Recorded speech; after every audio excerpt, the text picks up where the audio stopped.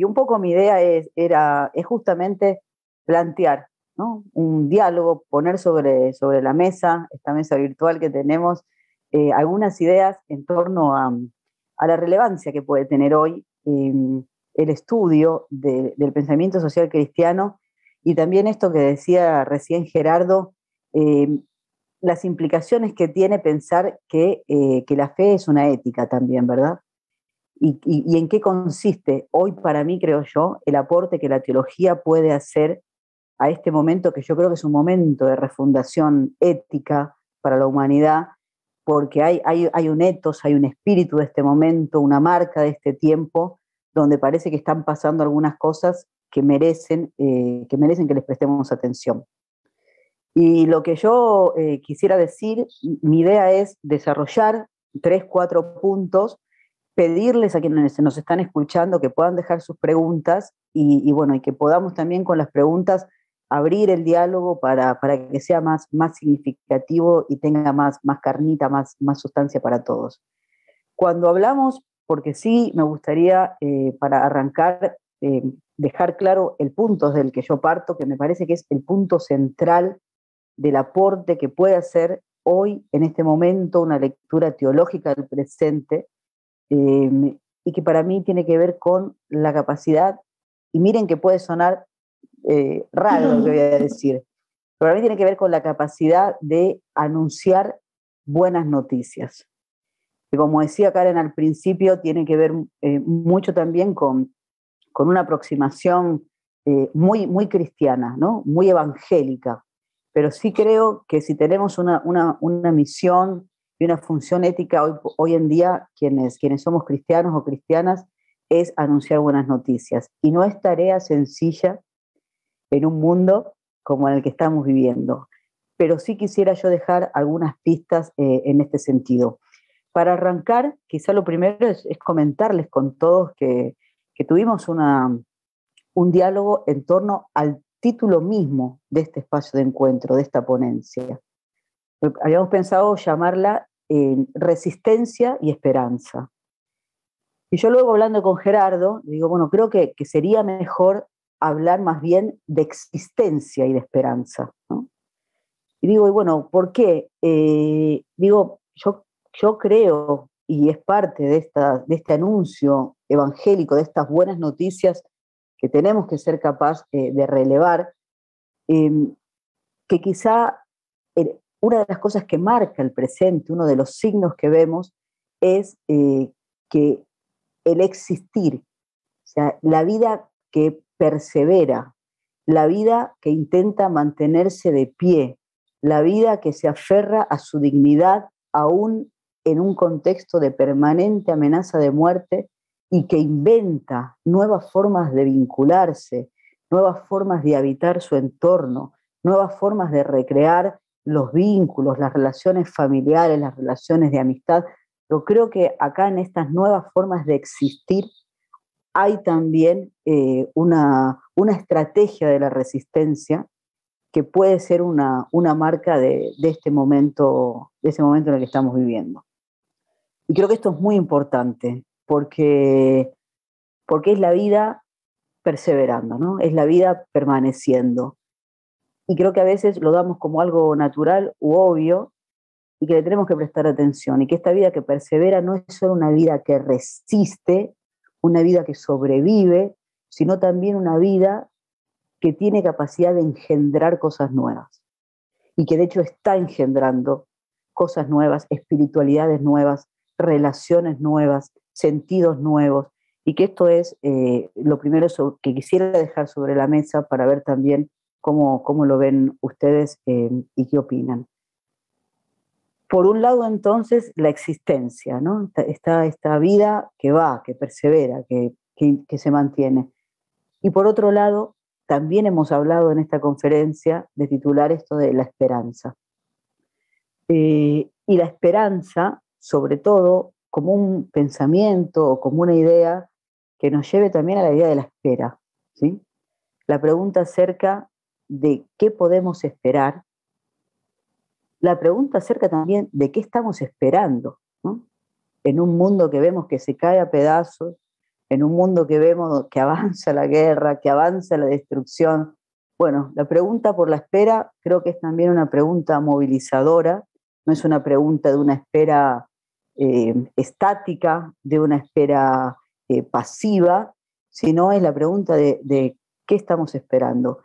Y también de qué podemos esperar si seguimos existiendo de las formas y de los modos en que lo estamos haciendo hoy, y de qué podríamos esperar también si nos animamos a hacer nuevas todas las cosas, ¿no? A recrear nuestras formas de existir, nuestras formas de habitar, nuestras formas de ser y nuestras formas de estar en el mundo.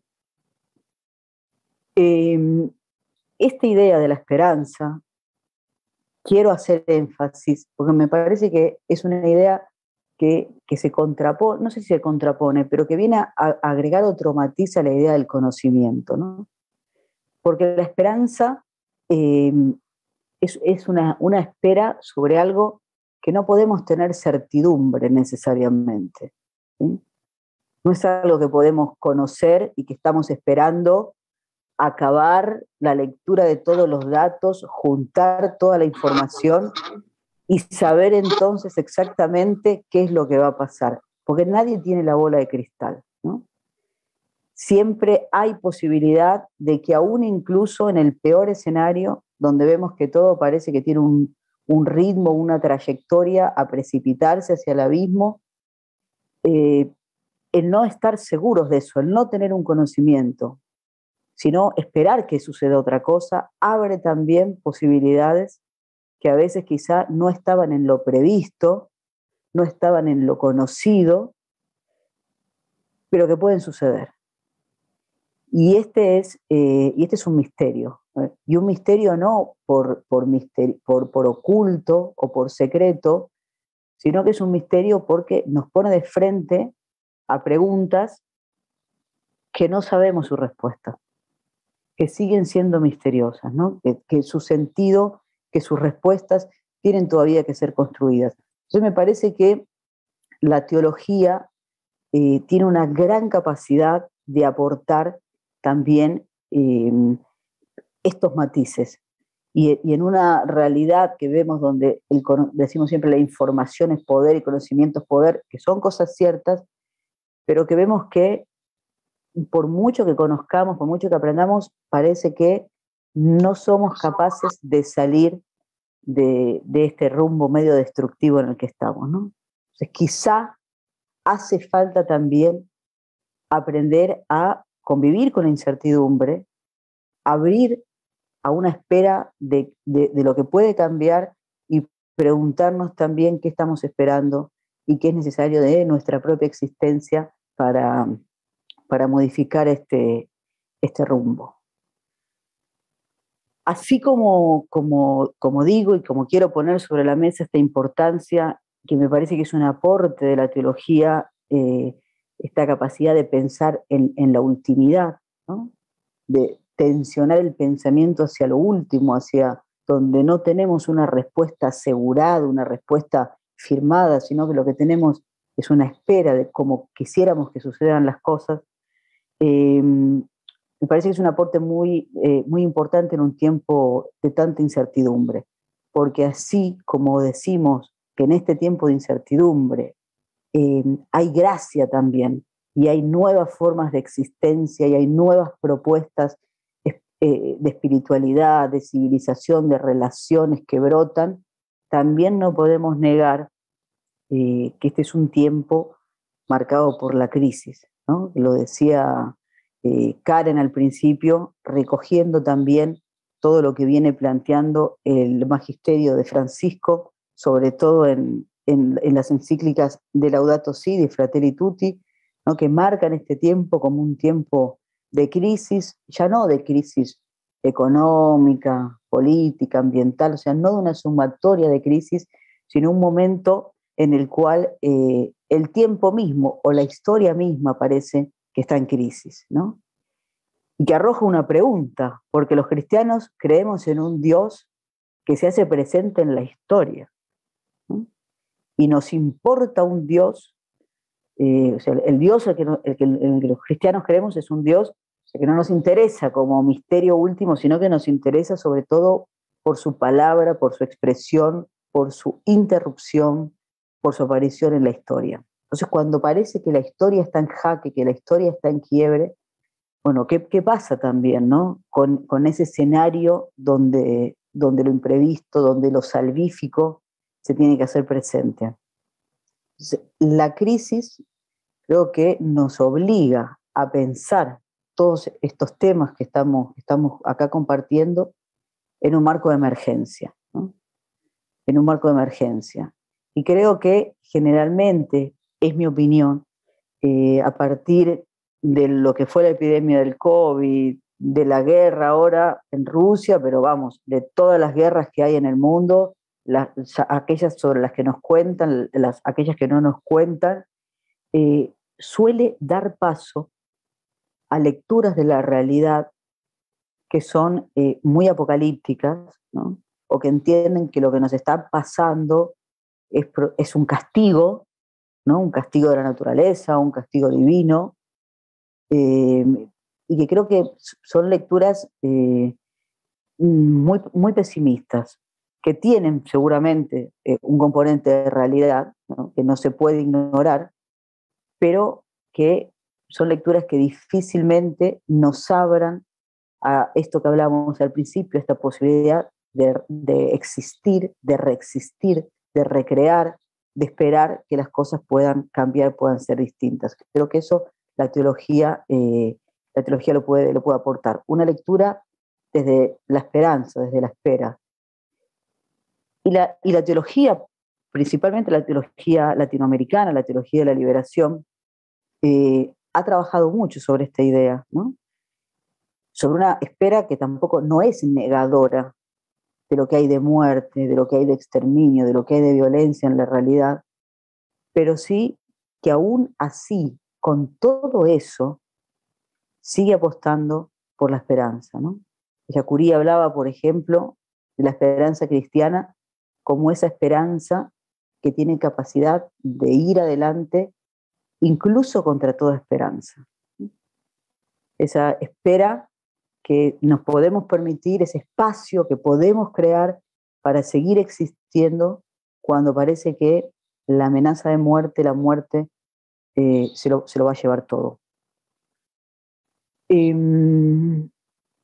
creo que esta urgencia, esta emergencia, está más clara que nunca, porque estamos en un momento en el que además de las guerras, creo que es un momento en el cual las desigualdades económicas, las desigualdades sociales han llegado a un punto de recrudecimiento brutal y donde algunos pocos, muy pocos, tienen un poder de decidir sobre la vida y sobre la muerte de la mayoría, ¿verdad?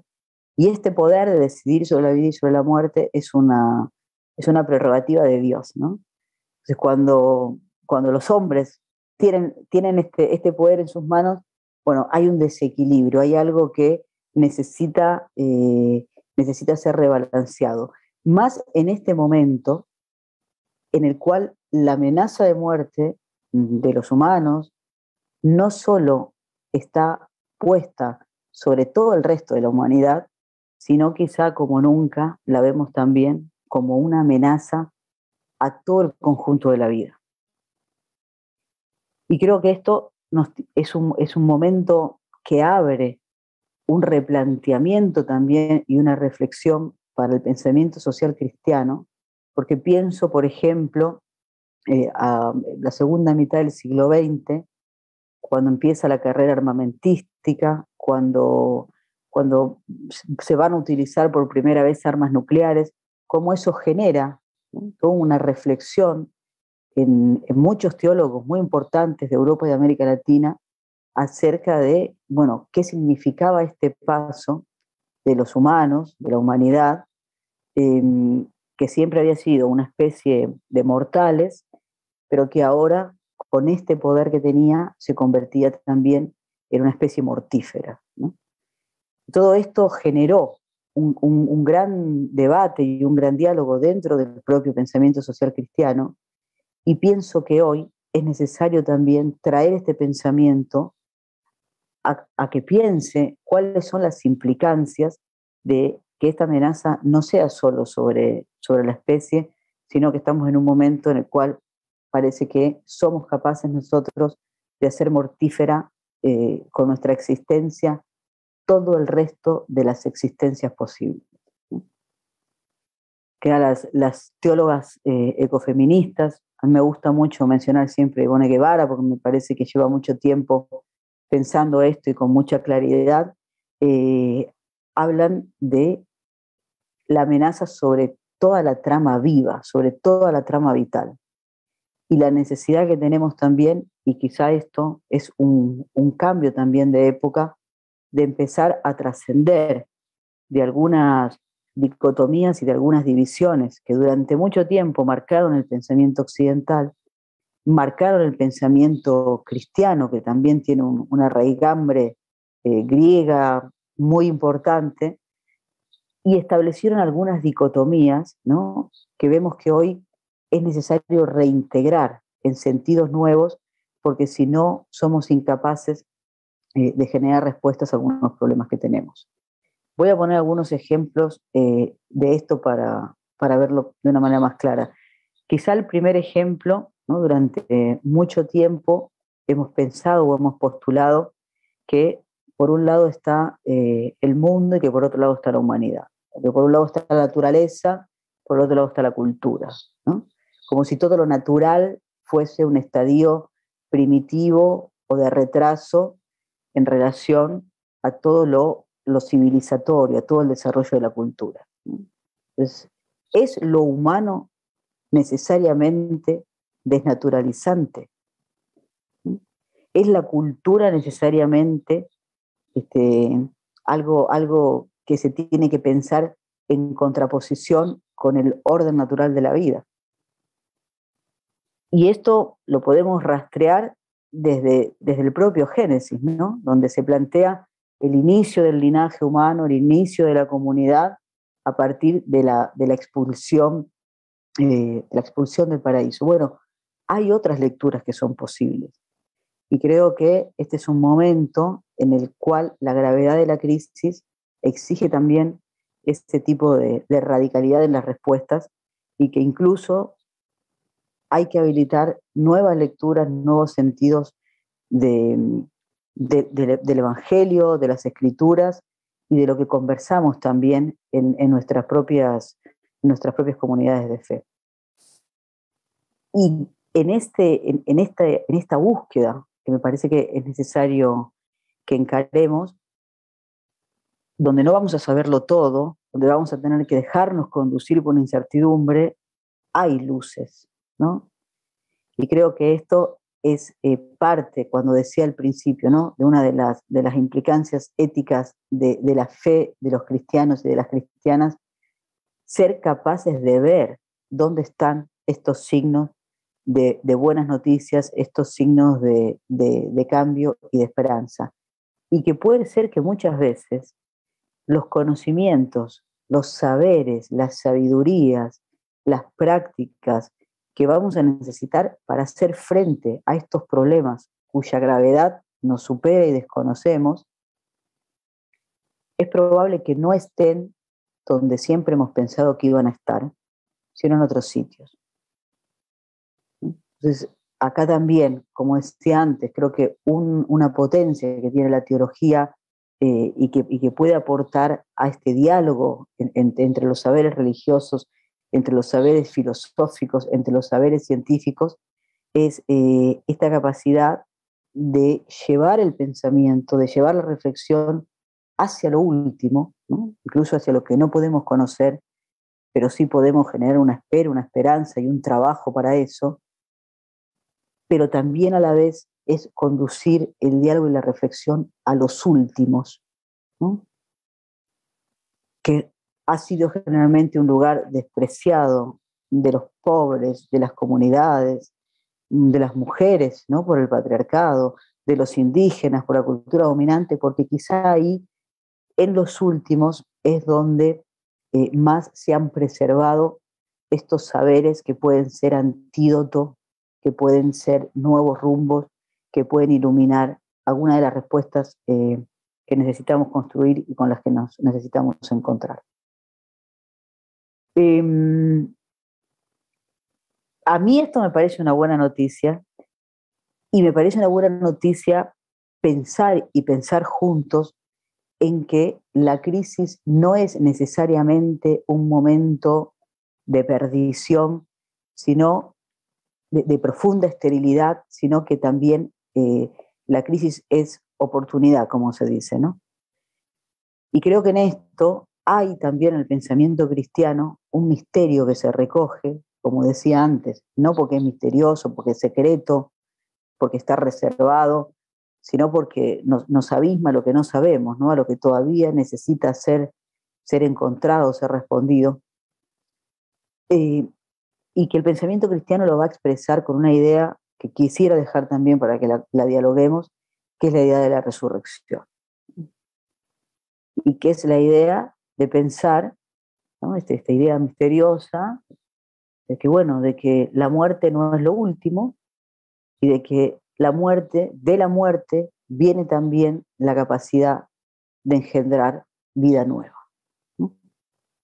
Es el misterio central quizá del pensamiento cristiano, de la fe cristiana, una cosa que no podemos entender. Quisiéramos que la vida vaya todo bien y de ahí salga más vida, pero parece que la muerte es una intermediación y que la muerte puede también tener capacidad de generar vida. O sea, a mí me parece que esta es una idea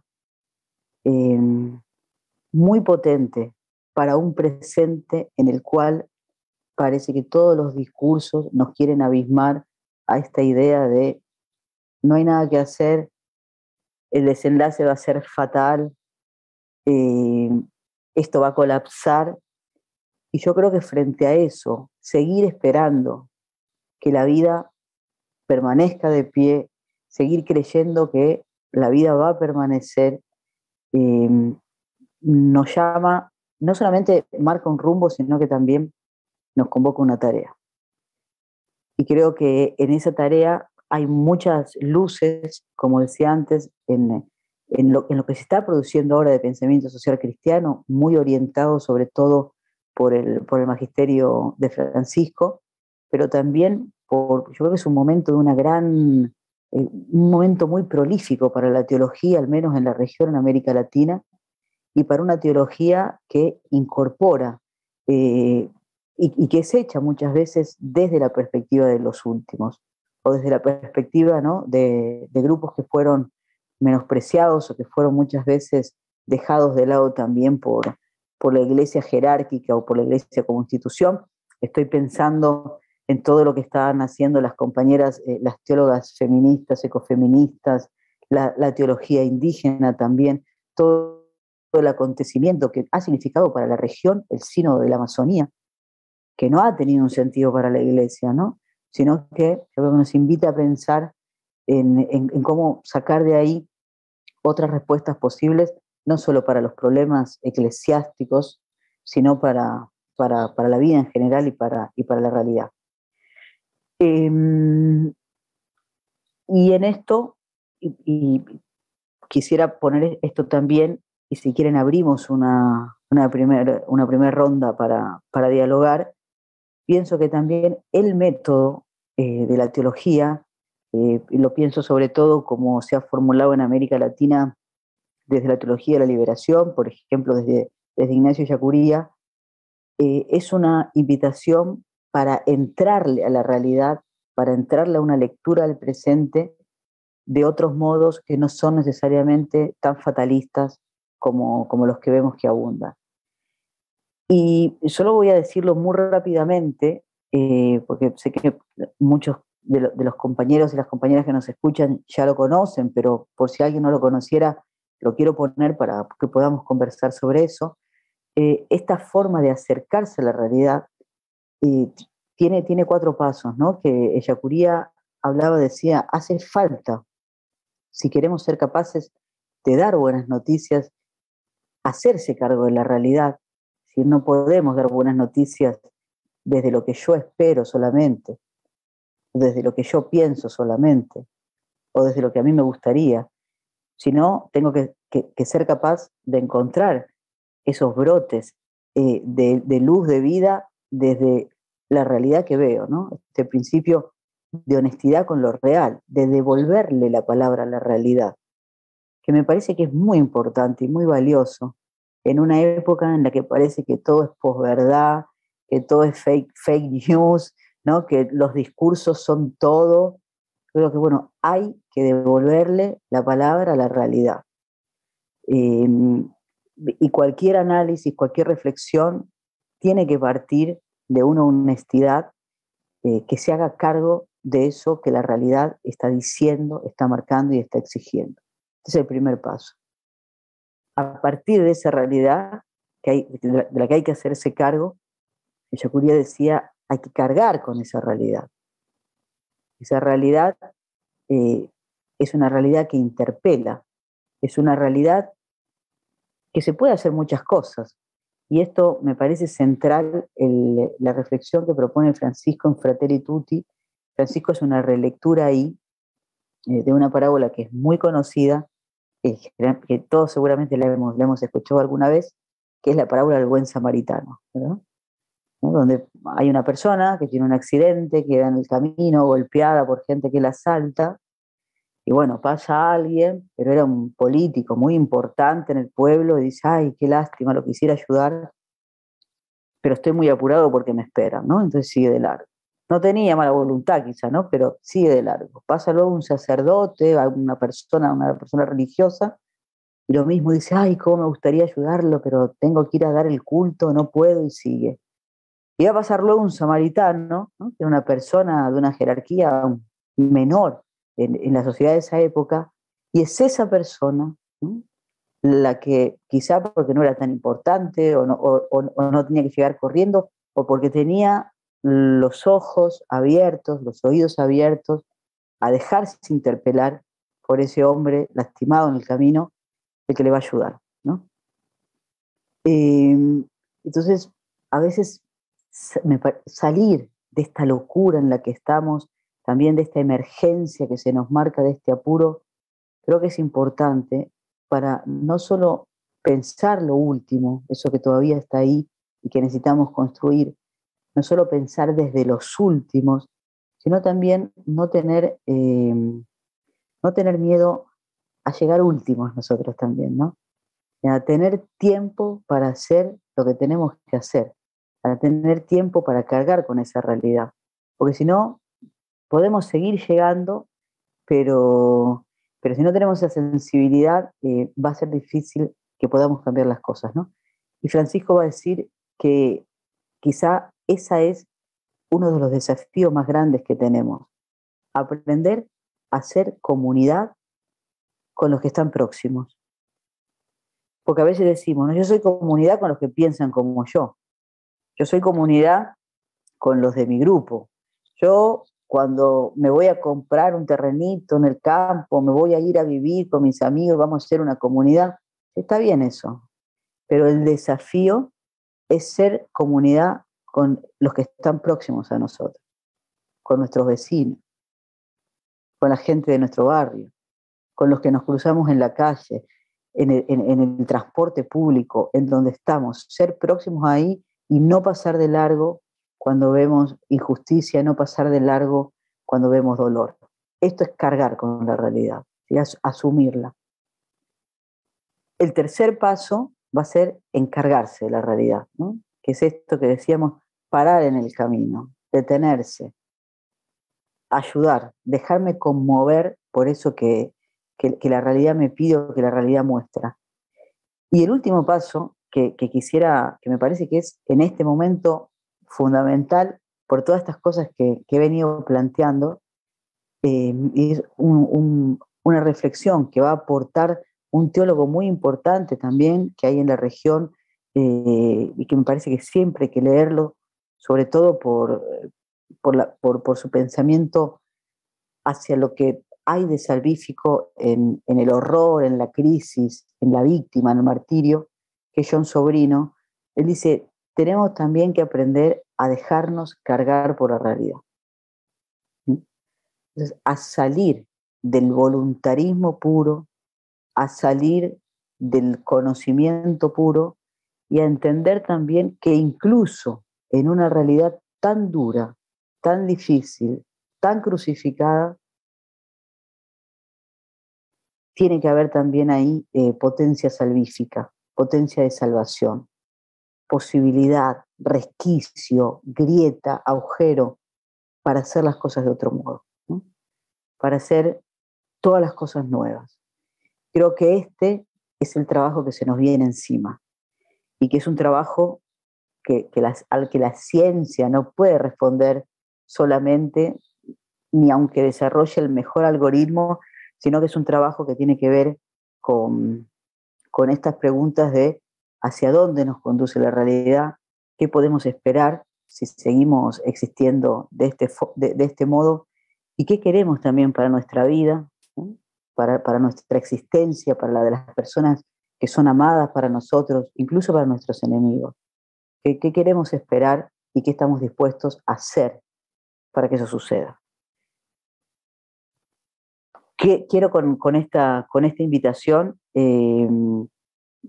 abrir, si hubiese alguna pregunta en el chat o de los compañeros que están aquí conectados, para que podamos tener alguna reacción y dialogar un poco de manera más colectiva. Sí, maestra, hay una pregunta en el chat. Dice lo siguiente: ¿qué se recomienda hacer ante la crisis existencial que está pasando la humanidad, principalmente América Latina, en donde los estados nacionales no hacen lo mínimo para preservar la paz y garantizar el respeto a los derechos humanos, y cuando vivimos una intolerancia cultural?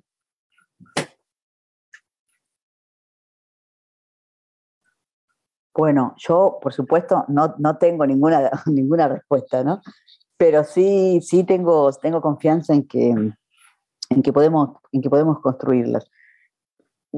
Pienso sobre esta pregunta que cuando decía al principio es un momento de transformaciones radicales, pienso que estamos viviendo, ¿no? Y es un momento en el cual estas transformaciones radicales son necesarias porque lo que estamos viendo es que lo que durante mucho tiempo pensamos que eran las respuestas, que lo que durante mucho tiempo pensamos que eran los caminos, la legalidad, la institucionalidad democrática, los derechos humanos, los estados, están cada vez más demostrando que son insuficientes. Entonces, es necesario pensar en cómo vamos a hacer estas reformulaciones radicales y animarnos también a pensar que quizá no van a venir estas soluciones desde estas instituciones que conocíamos. Y quizá muchas de estas cosas que durante mucho tiempo pensamos que eran respuestas o que eran soluciones, son en realidad parte del problema, ¿verdad? Y ahí también es un momento de mucha creatividad en el pensamiento político y social de la región. Estoy pensando, por ejemplo, en Sayak Valencia, que es una escritora mexicana que ella habla de la necropolítica, o de cómo hoy por hoy los estados completamente cooptados por las lógicas paramilitares, como va a decir, por ejemplo, también Rita Segato, ya los estados no tienen un poder absoluto sobre los territorios, sino están ya en una relación muchas veces simbiótica con las propias fuerzas paramilitares. Entonces, bueno, ¿cómo somos capaces de generar no solo resistencia, sino también otras formas de ser? Y yo creo, si tuviese que apostar, que quizá estos cambios no van a venir en las grandes lógicas estatales, no van a venir en las grandes lógicas de la macropolítica, sino que van a venir también de la capacidad que tengamos de construir formas alternativas de existencia, de vínculo, de ser en comunidad. Pienso hoy que quizá en esta exploración, y que quizá para algunos de nosotros es nueva, ¿no? Pero no es nueva, porque hay mucha gente en el mundo y en América Latina, y pienso, por ejemplo, en todos los pueblos originarios de América, que llevan 500 años resistiendo y 500 años mostrando que hay otras formas posibles de relacionarse con la naturaleza, no como recurso, sino como una trama vital que nos involucra y que nos conecta. Creo que ahí hay mucho para aprender y que tenemos que, quizá, como les decía antes, enfocar la mirada hacia estos lugares donde muchas veces nos dijeron que ahí no había nada valioso, sino que nos enseñaron muchas veces a despreciar nuestra propia identidad autóctona, indígena, nuestra propia raíz africana tan fuerte que hay en el continente, porque quizá ahí y en esas formas de resistencia que han demostrado ser formas de existencia también, que han mantenido la vida de esas comunidades donde no llegaba el Estado, donde no llegaban los servicios, donde no llegaba la doctrina de los derechos humanos. Bueno, hay quizá ahí redes, tejidos y aprendizajes que tenemos que reparar y que tenemos que ver porque pueden tener potencia salvífica para el momento de crisis en el que estamos. Muchas gracias. Otra pregunta aquí en el chat de Zoom. ¿Cómo materializar la experiencia de la esperanza frente a una existencia sufrida, pobreza, migraciones forzadas, etcétera, y ahora la guerra en Ucrania y otras realidades, y que clama constantemente, ¿por qué me has abandonado?, refiriéndose a Dios? Sí, es un misterio, ¿verdad? ¿Cómo tener esperanza contra toda esperanza? Hay una figura en el libro del Apocalipsis que siempre la suele citar Marta Seckmeister, que es también una teóloga que lleva muchos años trabajando en la región, en El Salvador, y que es la imagen, ¿no?, de un gran dragón, una gran bestia, ¿no?, como la personificación de la crisis, del mal, de todo esto que hablaba la persona que hacía el comentario en el chat, y que está listo, preparado, ¿no?, así listo, con los cubiertos en la mano, esperando a una mujer que está pariendo, ¿no? Entonces, esta imagen del dragón, del máximo poder, frente a una mujer que está dando a luz, ¿no?, que está como preparado para comerse al niño o a la niña. Y así como vemos que es muy difícil, porque el dragón es grande y es poderoso y tiene garras y tiene dientes, esta imagen, ¿no?, de que la mujer que está pariendo, o sea, ya está en trabajo de parto. Es decir, la esperanza viene también. O sea, no es algo que nosotros tengamos que hacer ni que podemos detener, ¿verdad? Va a ser difícil, pero así como el dragón tiene esta visión de poder, a mí esta mujer que ya está en trabajo de parto me hace pensar también en que la esperanza tiene materialidad, ¿no?, que la esperanza viene, se está abriendo camino, que a nosotros nos toca ver cómo vamos a cuidar a ese niño, a esa niña que viene, cómo vamos a arroparlo, cómo vamos a ocultarlo del dragón, pero que ese trabajo de parto ya inició, ya se está haciendo y que ni el dragón lo puede parar. Es algo que va a suceder de todas formas. Y es esta esperanza y esta creencia, ¿no?, que la crisis no es solamente esterilidad y muerte, sino que aún cuando nos cuesta imaginar o contra todo lo que sabemos, bueno, tenemos esperanza, seguimos esperando en que la vida va a permanecer.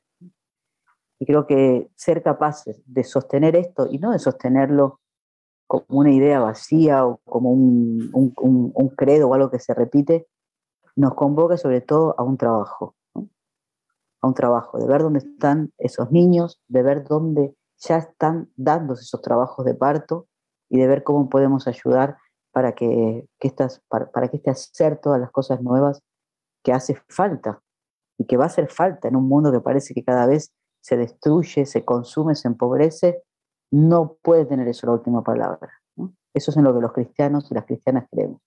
Entonces, ¿cómo vamos a hacer para darle cuerpo a esa esperanza y hacer que esa espera tenga tenga un final. Creo que ese es un poco el trabajo en el que tendremos que hacer, en el que tendremos que dialogar, en el que tenemos que reflexionar, y estoy segura que la maestría es un espacio para conversar de estas cosas, que me parece que no son menores, y que al contrario, ¿no? Nos obligan a preguntarnos justamente por esas cosas que no tenemos respuesta, pero que necesitamos más que nunca conocer y saber.